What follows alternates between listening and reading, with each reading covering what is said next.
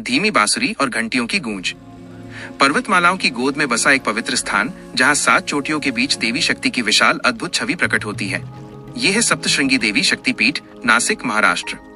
कहा जाता है कि यहाँ सती का दायां हाथ गिरा और तभी से ये भूमि शक्ति भक्ति का महापर्व बन गई। अंगपात और विभाजन।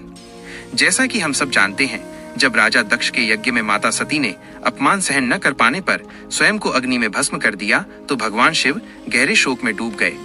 वे सती का निष्प्राण शरीर अपने कंधे पर लेकर पूरे ब्रह्मांड में विचरण करने लगे। उनका ये दुख इतना गहरा और उनका क्रोध इतना प्रचंड था कि पूरी सृष्टि का संतुलन बिगड़ने लगा। देवताओं की चिंता बढ़ गई। उन्होंने सृष्टि को बचाने के लिए भगवान विष्णु से प्रार्थना की। तब भगवान विष्णु ने अपने सुदर्शन चक्र का उपयोग करके सती के शरीर को 51 पवित्र टुकड़ों में विभाजित कर दिया। इसी विभाजन के दौरान माता सती का दायां हाथ, राइट आर्म, सप्तशृंगी पर्वत की 7 चोटियों के बीच गिरा।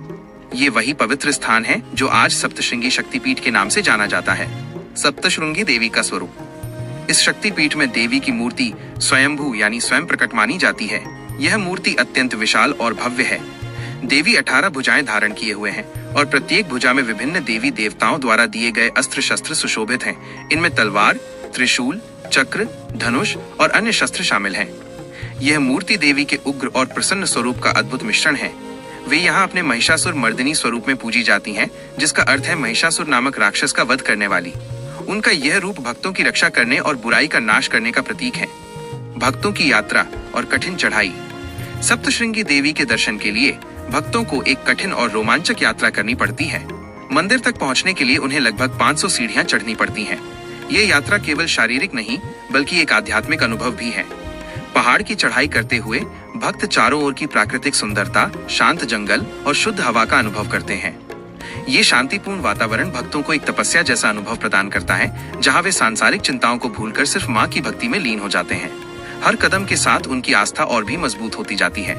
महिषासुर मर्दिनी कथा। इस पवित्र स्थान का संबंध महिषासुर नामक राक्षस की कथा से भी है। कथा है कि महिषासुर ने अपने अत्याचारों से जंगलों और आसपास के गांवों को त्रस्त कर रखा था। उसके आतंक से देवता और मनुष्य दोनों ही परेशान थे। जब सभी ने मिलकर मां शक्ति से प्रार्थना की, तब सप्तशृंगी देवी ने स्वयं महिषासुर का वध करने का निर्णय लिया। देवी ने अपने अदम्य साहस, शक्ति और वीरता के साथ महिषासुर पर प्रहार किया और उसका अंत किया। इस महान कार्य के बाद देवी को महिषासुर मर्दिनी के रूप में जाना जाने लगा। इसी कारण देवी को न केवल एक दिव्य शक्ति बल्कि एक लोक देवता के रूप में भी पूजा जाता है, जो अपने भक्तों को हर तरह के भय और बाधाओं से मुक्ति दिलाती हैं। आज की परंपराएं और महोत्सव।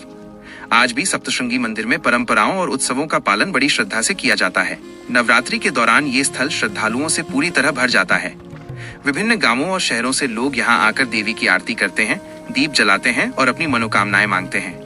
यहाँ की पूजा में भक्तों का ये अटूट विश्वास है कि सच्चे मन से मां सप्तशृंगी की आराधना करने पर उन्हें शक्ति, साहस और जीवन की सभी बाधाओं पर विजय की प्राप्ति होती है। अंतिम संदेश। सप्तशृंगी की कथा हमें सिखाती है कि शक्ति सिर्फ आंखों में नहीं बल्कि हाथों और कर्मों में होती है। जब हम अपनी शक्ति को सही दिशा में लगाते हैं तो महिषासुर जैसी बुराइयां भी चुप हो जाती हैं। ये पीठ हमें याद दिलाता है कि सच्ची भक्ति, धैर्य और विश्वास से कोई भी अंधकार मिट सकता है और हर मुश्किल को पार किया जा सकता है।